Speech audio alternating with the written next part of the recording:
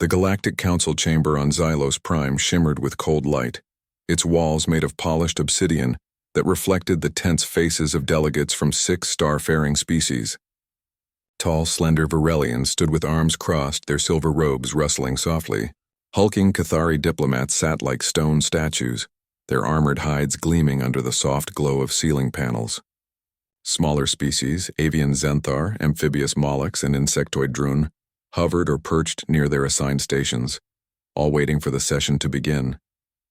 Among them, 2 humans stood out not for their size or strangeness but for their quiet presence. Kyle Dawson adjusted his dark suit, his knuckles white around a data pad. Beside him, Lisa Tran kept her posture straight, her eyes scanning the room with calm focus. They were Earth's last hope for peace. Humanity had joined the Orion Concord only 12 years ago, after proving its worth in the border skirmishes against the pirate clans of the Outer Rim. Since then, they'd built trade routes, shared medical tech, and even helped rebuild a Varelian colony after a solar flare wiped out its power grid. But respect had not followed. The council speaker, a Xenthar elder named Quilra, tapped a chime. "The session resumes," she announced, her voice echoing through the chamber. "We now address the Helios dispute. The Varelian and Cathari claims overlap in 3 systems. A resolution must be reached before hostilities resume." Zorath Vex, the Varelian envoy, stepped forward. His long fingers gestured toward a star map that flickered to life above the central dais. "The Helios systems are rich in rare minerals essential to our fleet upgrades," he said, his tone smooth but edged with pride. "We propose full Varelian sovereignty, with limited Cathari mining rights under our supervision." The lead Cathari delegate, Gorvok, let out a low growl. "You claim what you did not defend. Our patrols held that sector for cycles. Sovereignty belongs to those who bleed for it." Before the argument could escalate, Kyle raised his hand slightly. "With respect," he began, his voice steady. "Humanity has maintained observation posts in Helios for the past 5 years. We've mapped asteroid fields, cleared debris lanes, and even rescued stranded Cathari freighters during the ion storms last winter. We believe a tripartite stewardship, Varelian, Cathari, and human, could ensure fair access and prevent conflict." A ripple of murmurs passed through the chamber. Some delegates looked surprised. Others smirked. Zorath turned slowly, his pale eyes locking onto Kyle. "Humanity?" he said, his voice dripping with mockery. "You speak as if you are equals. You are newcomers. Your species barely survived its own world wars. You built your first starship while we were already mapping the Andromeda Veil." Lisa's jaw tightened, but she said nothing. Protocol demanded restraint. Kyle kept his expression neutral. "We may be young," he replied, "but we've proven our reliability. We don't seek dominance, only a fair voice." Quilra nodded. "The council will vote on the Varelian proposal with an amendment for human observer status only. No voting rights, no resource claims." Kyle opened his mouth to protest, but Zorath cut in. "Even that is too generous. If humanity wishes to prove its worth, let it make a gesture of true goodwill." He paused, letting the silence stretch. "Cede control of the Theta 9, Rho 4, and Sigma 12 systems. They lie near your soul border but hold strategic value for conquered unity. Hand them over, and we will consider your presence here." "Tolerable." Gasps filled the room. Those systems were home to over 2 million human colonists. Theta 9 alone housed a major shipyard and a research station developing clean fusion reactors. Giving them up would mean abandoning families, infrastructure, and years of investment. Lisa finally spoke, her voice low but clear. "You're asking us to surrender sovereign human territory as a condition for being heard. That isn't diplomacy. That's extortion." Zorath smiled thinly. "Call it what you will." "The vote stands," Quilra called for the tally. One by one, the envoys signaled their choice. The Varelians, Cathari, Drune, and Molochs voted yes. Only the Xenthar abstained. The motion passed. Kyle looked around the chamber. No one met his eyes. Not out of shame, but indifference. To them, humanity was a minor player, useful for grunt work but not worthy of real partnership. He felt a cold weight settle in his chest. This wasn't just about territory. It was about dignity. Back in their private quarters, the air was thick with tension. Kyle paced while Lisa stared out the viewport at the twin moons of Xylos. "They think we'll fold," she said quietly. "They think we'll go back to Earth, lick our wounds, and keep sending supplies while they treat us like errand boys." "We can't give up those systems," Kyle said. "The colonists would never accept it. Earth Command would never approve it. Then what do we do? Lisa turned, her eyes sharp. Stay and beg for scraps? Let them keep chipping away at us until there's nothing left? Kyle stopped pacing. He looked at the official comm unit on the desk. A direct line to Earth. He'd been told to avoid using it unless absolutely necessary. This felt necessary. He activated the channel. Dawson to Earth Command. Priority Alpha. Static hissed for a moment before a calm voice responded. Go ahead, Kyle. We've been backed into a corner. The Council just demanded we surrender 3 core systems as a goodwill gesture. They passed it unanimously. They're treating us like we don't matter. I'll pause. Then, understood. What's your recommendation? Lisa stepped forward. Tell them we're done negotiating from weakness.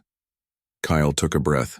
Request immediate authorization to withdraw from all Concord peace talks. Full diplomatic severance. Effective immediately. Another pause, longer this time. Then, request approved. You have full authority. Godspeed, Kyle. Godspeed, Lisa. The call ended. Silence filled the room again, but it felt different now. Lighter. Determined. The next morning, Kyle and Lisa walked into the council chamber one last time. All eyes turned to them. Zorath looked smug, already expecting their surrender. Kyle stepped to the central podium. He didn't raise his voice. He didn't need to. The Terran Alliance, he said, hereby withdraws from all ongoing peace negotiations with the Orion Concord. Effective immediately, all diplomatic channels between humanity and Concord member states are suspended. Our delegations will depart Xylos Prime within the hour. We will no longer participate in a process that demands our submission as the price of inclusion. He paused, letting the words sink in. We came in good faith. We offered cooperation, innovation, and partnership. You chose condescension instead. That is your loss, not ours. Without another word, he turned and walked out. Lisa followed, her steps firm, her head high. Behind them, the chamber erupted in chaos. Zorath shouted something about ingrates. Gorvok slammed a fist on his console. Quilra tried to restore order, but the damage was done. Outside, the shuttle waited. As they boarded, Lisa looked back at the grand spire of the council building. They'll think we ran, she said. Kyle shook his head. No. They'll think we broke. And that's exactly what we want them to believe. The shuttle lifted off, leaving Xylos Prime behind. Below, the council scrambled to issue statements to downplay the incident, to reassure themselves that humanity's exit changed nothing. But in the quiet of the cabin, Kyle and Lisa knew better. The real work was just beginning, and this time humanity wouldn't ask for a seat at the table. They'd build their own. In the weeks after humanity left the peace talks, the galaxy moved on as if nothing had changed. The Varelians and Cathari resumed their old arguments over border zones, now without human observers to mediate. Trade ships from minor species still passed through Sol space, but they no longer hailed Earth stations.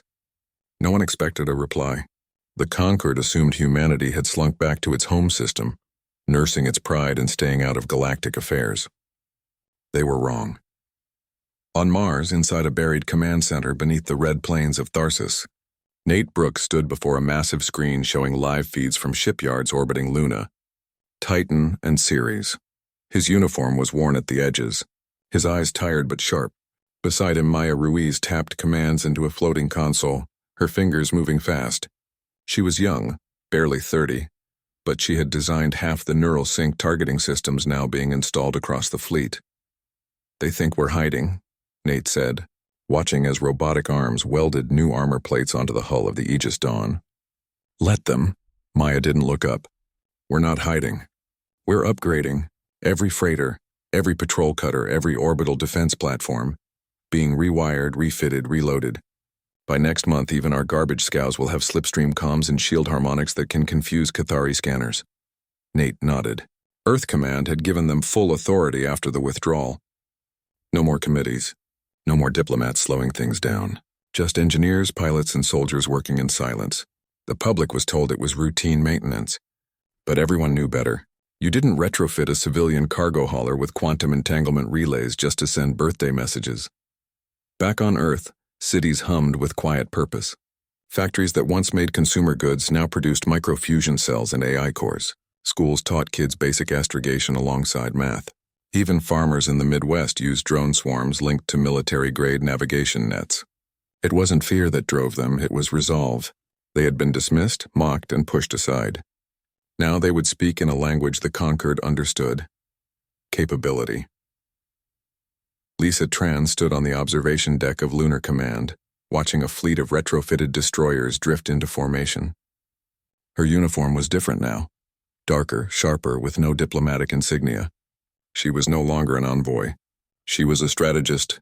Kyle Dawson had returned to Earth to coordinate civil defense, but Lisa stayed in space where the real work was happening. A young officer approached. "Ma'am, the Vanguard-class refits are complete. All 12 ships are combat ready." "Good," Lisa said. "Run stealth drills tonight. Fully silence. I want them to vanish like ghosts." "Yes, ma'am." She turned back to the viewport. Out there, beyond the moon's shadow, the Concord still believed humanity was irrelevant. They hadn't noticed the quiet disappearance of human sensor buoys near their borders. They hadn't realized those buoys weren't broken. They'd been recalled, upgraded, and redeployed with new functions. Some now acted as relay nodes. Others carried micro-drones capable of disabling comms arrays without firing a single shot. On Xylos Prime, the Council grew uneasy. At first, it was small things. A Varelian scout ship reported strange static near the Sol border, then went silent for 3 hours before reappearing, its logs wiped clean. A Cathari supply convoy claimed their navigation systems glitched, sending them off course into a debris field. No damage, no casualties, just confusion. Zorath Vex dismissed it as human tantrums, but others weren't so sure. Counselor Elira Voss, a Xanthar known for her caution, requested a full review of all human activity since the withdrawal. The report came back empty. No fleet movements, no aggressive signals, no declarations. Just silence. That silence began to gnaw at them. Meanwhile, on Ganymede, engineers tested a new kind of drone. Small, no bigger than a bird. It could slip past energy shields by vibrating at a frequency that mimicked cosmic background radiation. Once inside, it could tap into a ship's internal network, map its systems, and even shut down life support if ordered to. But so far, the order had never come. Humanity wasn't building weapons to destroy. They were building tools to control. Derek Cole, captain of the Aegis Dawn, ran simulations daily. Not just battle scenarios, but rescue ops, medevac runs, even disaster relief. "If we show up only to fight," he told his crew, "they'll call us warmongers. But if we show up to fix what's broken, they'll have to ask why we're better at it than they are." His ship was a marvel. Its hull absorbed sensor pings like a sponge. Its AI could predict enemy maneuvers 3 moves ahead by analyzing microtremors in engine harmonics. And its crew, half military, half civilian volunteers, trained together like family. They weren't just preparing for war. They were preparing to redefine peace. Back on Earth, children played in parks under skies watched by silent satellites. Parents worked, shopped, laughed, but they also checked emergency alerts twice a day. Not out of fear, but readiness. They knew what was coming. They had chosen it. The conquered still didn't. Then came the first real test. A Varelian armada, 50 warships strong, launched toward the Helios Nebula, claiming it as their new strategic reserve. They broadcast their movement proudly, expecting no resistance. Halfway there, their comms went dark. Their navigation failed. Their weapons locked. For 6 full hours, they floated, blind and helpless, as unknown signals pinged their hulls like sonar. Then, just as suddenly, everything returned to normal. No damage, no messages. Just a single data packet left in their main console. A star chart showing safe routes through the nebula, marked with human symbols for clear passage and avoid radiation hazard. The Varelians were furious, humiliated, but they couldn't explain what had happened. Their engineers found no viruses, no sabotage, just perfectly clean systems that had briefly obeyed someone else's commands. On Luna, Lisa watched the report come in. She didn't smile. She didn't gloat. She simply turned to her aide and said, "Log it as a system test. Successful." The message was clear, even if unspoken. Humanity could reach into the heart of the Concorde's strongest fleets and touch them without leaving a mark. And if they could disable, they could also destroy, but they chose not to. That choice would haunt the Council more than any attack ever could. As the weeks turned to months, the silence from Sol grew louder in the minds of alien leaders. Trade slowed. Rumors spread. Minor species began asking questions. Why did humanity leave? What are they building? Why do their old patrol routes stay safe while ours get raided? No one had answers. But everyone felt the shift. Humanity wasn't gone. They were waiting, and the galaxy, for the first time, began to wonder if it had made a terrible mistake. The Varelian Armada never reached the Helios Nebula. One moment, their 50 warships were broadcasting victory chants across open channels. The next, they vanished. Not destroyed, just gone. No explosions, no debris, no emergency beacons. Their last transmission was a confused report of ghost signals and system overrides before static swallowed the feed. For 3 days, the Concorde searched. Scanners swept the route. Scout drones combed every asteroid field. Nothing. Then, on the 4th day, the Varelian ships reappeared, drifting in a neat formation near their home fleet, all systems offline but intact. Every crew member was alive, unharmed, and deeply shaken. They spoke of silent intrusions, of consoles lighting up with human symbols, of engines responding to commands they never gave. The Concorde called it a malfunction, but fear crept in. Then came the Cathari mining operations in the Helios belt. They had been running for decades, tearing apart asteroids for rare metals. Their defenses were strong: shielded drones, automated turrets, patrol cruisers on constant watch. Yet one morning every mining rig shut down at once. Not exploded, not hacked with violence, just powered off as if someone had flipped a switch from light years away. Cathari engineers rushed to reboot, but the systems refused. Then small drones, no bigger than a hand, floated out from hidden compartments in nearby human-made sensor buoys. They docked gently onto the rigs, not to destroy, but to repair. Within hours, the rigs were running again, but now under new protocols. A message appeared on every Cathari screen. Unauthorized extraction halted. Resource quotas restored. Safe operations resumed. The Concorde was stunned. This wasn't war. It was correction. Then the broadcast came. Not through official channels, not through any known relay. It simply appeared on every major news feed, every government terminal, every public screen across the 6 species worlds. The image showed a human medical team aboard a captured Varelian cruiser. They moved calmly, tending to alien wounded, adjusting life support settings with careful hands. In another clip, human engineers returned to Cathari data core, damaged in a skirmish weeks earlier, fully restored and encrypted with new navigation safety logs.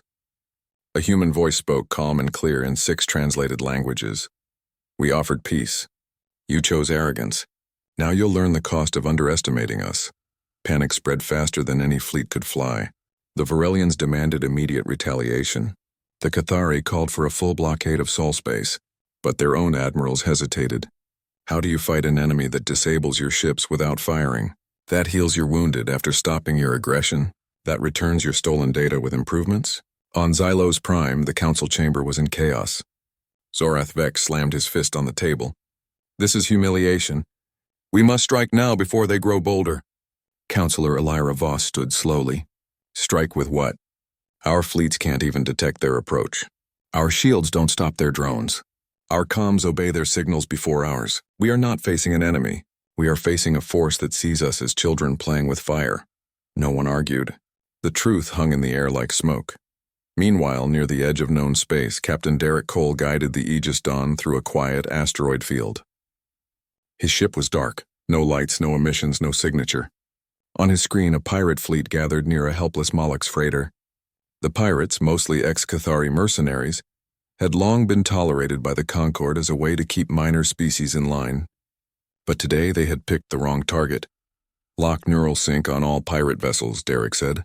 "Disable weapons, engines, and comms. Leave life support active." "Aye, sir," came the reply. In less than 6 minutes it was over. The pirate ships hung dead in space. No shots fired. No lives lost. Then the Aegis Dawn opened a channel. Not to the pirates, but to the Mollux freighter. "You're safe now. Follow our signal to the nearest human way station. Repairs and supplies are waiting." The Mollux captain wept as he responded. Why help us? We are nothing to you." Derek's voice softened. "Because someone should." That footage leaked too. Within hours it was shared across 1,000 worlds. Minor species who had suffered under Concorde neglect began whispering, "What if humanity leads instead?" Back on Earth, Nate Brooks reviewed fleet readiness reports. All major ships were operational. Civilian carriers had been converted into rapid response transports. AI defense nets covered every colony. They were ready, not for conquest, but for consequence. Lisa Tran stood beside him. They'll try something desperate soon. Zorath won't accept this quietly. He already has, Nate said, pulling up a new alert. A Cathari warlord, Gorvok's cousin, just broke ranks. He's gathering a rogue fleet. Target Epsilon colony. Lisa's eyes narrowed. Epsilon was home to 800,000 humans, mostly farmers and teachers. No military base. No defenses beyond basic turrets. They think it's an easy win, she said. A way to prove we're still weak. Nate nodded. Let them come. 2 days later, the rogue Cathari fleet dropped out of slipstream near Epsilon. 30 warships, painted in jagged red stripes, roared toward the colony with weapons charged. They expected panic. They expected surrender. Instead, they found silence. Then, without warning, their targeting systems glitched. Their shields flickered. Their engines stuttered. Before they could react, human interceptors, small, fast, piloted by civilians trained in defense drills, swarmed from hidden hangars in the colony's asteroid belt. Orbital defense grids, disguised as solar collectors, lit up and fired precise pulses that fried only their weapon capacitors.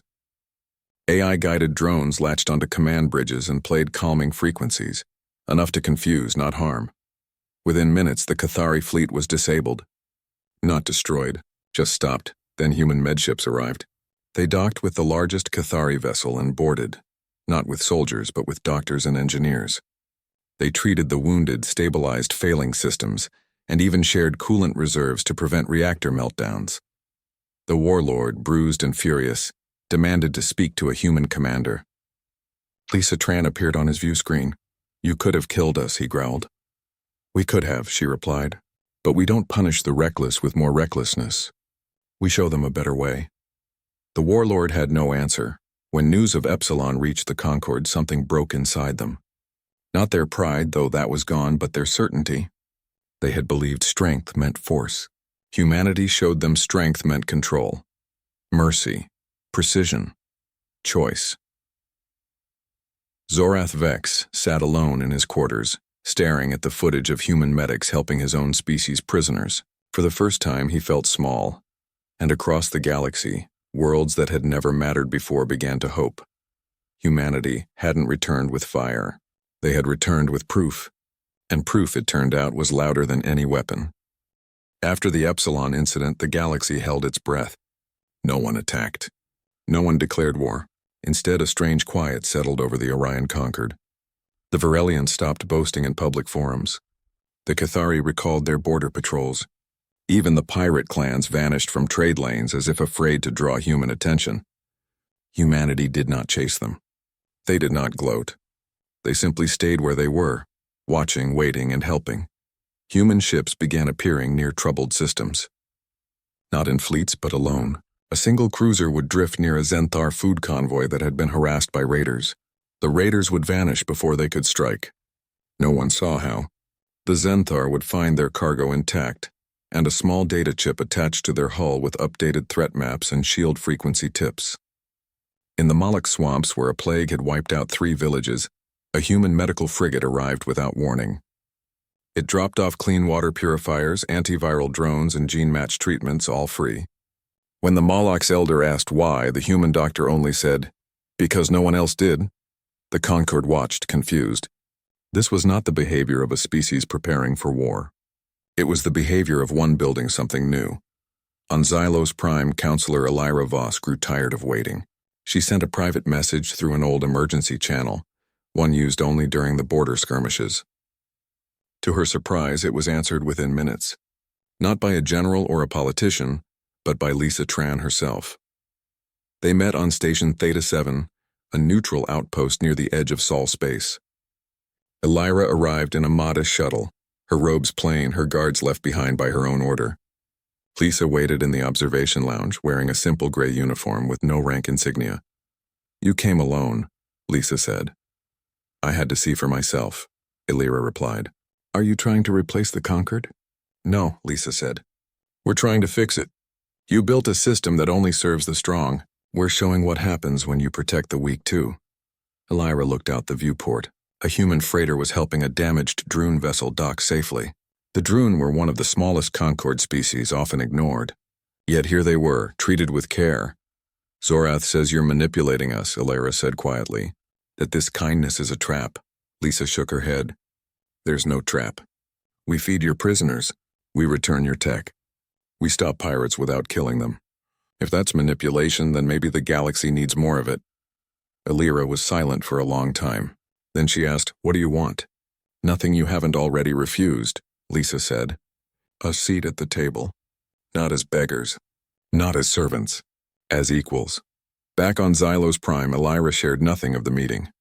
But she began speaking differently in closed sessions. She pointed out how human patrols had reduced piracy by 70% in 3 sectors. She noted that human energy grids had helped 3 drought-stricken worlds survive the dry season.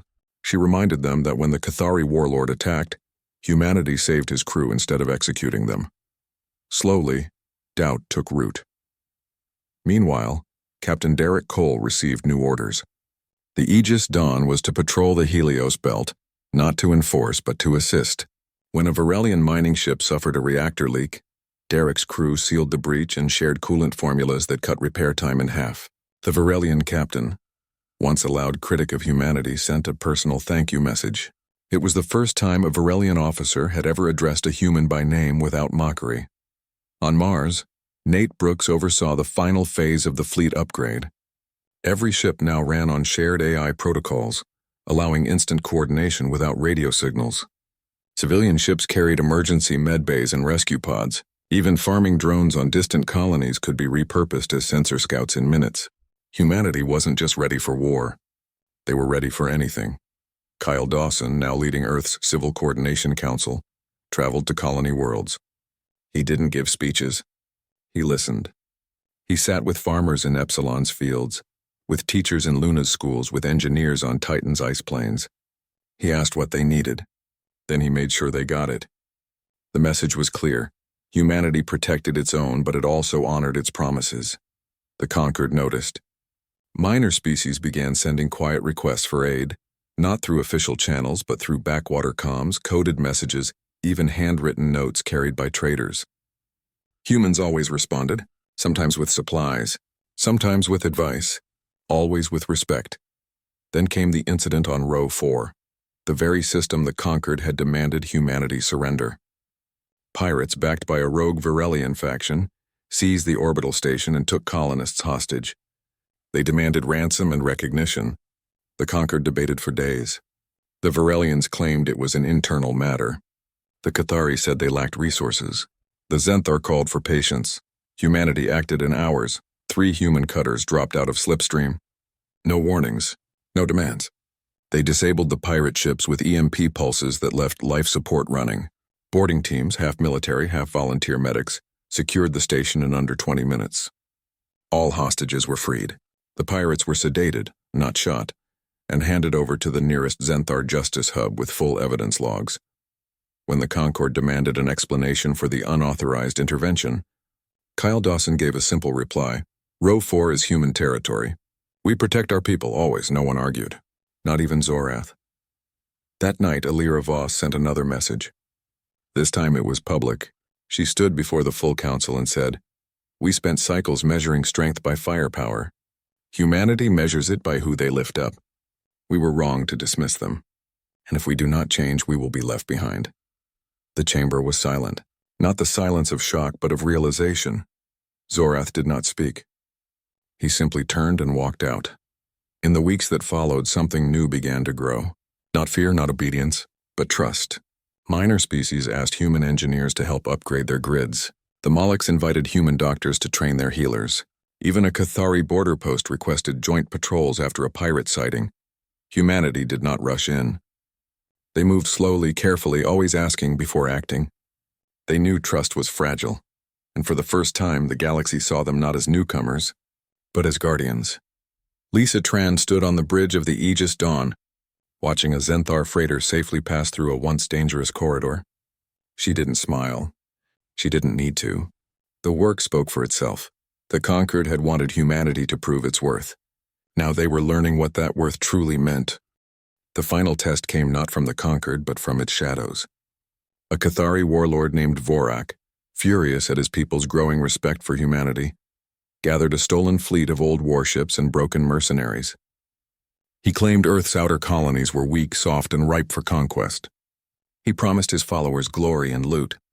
What he did not know was that humanity had been waiting for someone like him. Vorak struck at Sigma 12, a human colony built on a cold moon orbiting a quiet star. It held no military base, no weapons factory, just families, schools, and a small research lab studying clean soil regeneration. To Vorak, it was an easy target. To humanity, it was sacred ground. His fleet dropped out of slipstream with weapons blazing. But before the first shot could hit the surface, everything changed. Civilian-piloted interceptors, farmers, teachers, engineers who trained one night a week, rose from hidden hangars in the moon's ice caves. Orbital defense grids, disguised as weather satellites, activated and fired pulses that scrambled targeting systems without harming hulls. AI drones no bigger than birds swarmed the enemy ships, latching onto engines and broadcasting calming frequencies that confused pilots and froze fire controls. Within minutes, Vorak's fleet was blind, drifting, and helpless. Not a single building on Sigma 12 was damaged. Not a single human was hurt. Then the human medships arrived. They docked with the largest enemy vessel and boarded, not with soldiers, but with doctors carrying trauma kits and engineers with coolant canisters. Vorak, bleeding from a console explosion, was lifted onto a stretcher by a young woman in a white medical coat. He snarled at her, expecting cruelty. Instead, she checked his pulse, gave him pain relief, and said, "You'll live. Try not to make the same mistake twice." Footage of the rescue spread faster than any war report ever had. It showed human hands bandaging Cathari wounds, sharing water with pirate prisoners, and even repairing enemy life support before leaving. The message was clear. Humanity did not fight to destroy. They fought to protect and to teach. The conquered watched in stunned silence. Even Zorath Vex could not deny what he saw. This was not the act of a species seeking power. It was the act of one that already had it, and chose mercy instead. Within days, the council called an emergency session. This time there was no debate. No mockery, only humility. They formally rescinded every demand they had made against humanity.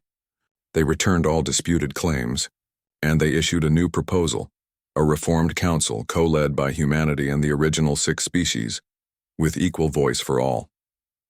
Kyle Dawson and Lisa Tran returned to Xylos Prime. They did not arrive in a warship. They came in a simple diplomatic shuttle, its hull marked only with Earth's blue and white emblem. As they walked into the chamber, every delegate stood. Even Zorath rose, though his eyes stayed downcast. Quilra, the Zenthar speaker, addressed them first. "We were wrong," she said, her voice trembling slightly. "We measured your worth by your age, not your actions. You showed us that true strength is not in how hard you can strike, but in how gently you can heal." Lisa stepped forward. "We never wanted to rule you. We only wanted to stand beside you. As partners. As equals." The vote was unanimous. Humanity was granted full co-leadership of the new conquered. Not as a favor, not as a reward, but as a necessity. After the session, Zorath approached them. He did not bow. He did not apologize. But he spoke softly without pride. "We thought strength was domination. You showed us it is restraint." Kyle nodded. "And now you know the difference." In the weeks that followed, the galaxy began to change. Human engineers helped rebuild Varelian comms networks. Cathari warriors trained alongside human peacekeepers to patrol lawless zones. Minor species were given real representation for the first time. Trade flowed not just in goods, but in ideas, medicine, and hope. On Sigma 12, children played in fields made fertile by human science. They looked up at the sky not with fear, but with wonder. They knew their home was safe, not because of walls or weapons, but because someone had chosen to care. Back on Earth, people went about their lives. They farmed, they taught, they built. But now, when ships from other worlds passed overhead, they waved. Not in fear, not in submission. But in friendship, humanity had not conquered the galaxy. They had earned it. And in doing so, they reminded every species that peace was not the absence of conflict, but the presence of justice, mercy, and shared dignity. The conquered would never be the same, and that was exactly as it should be.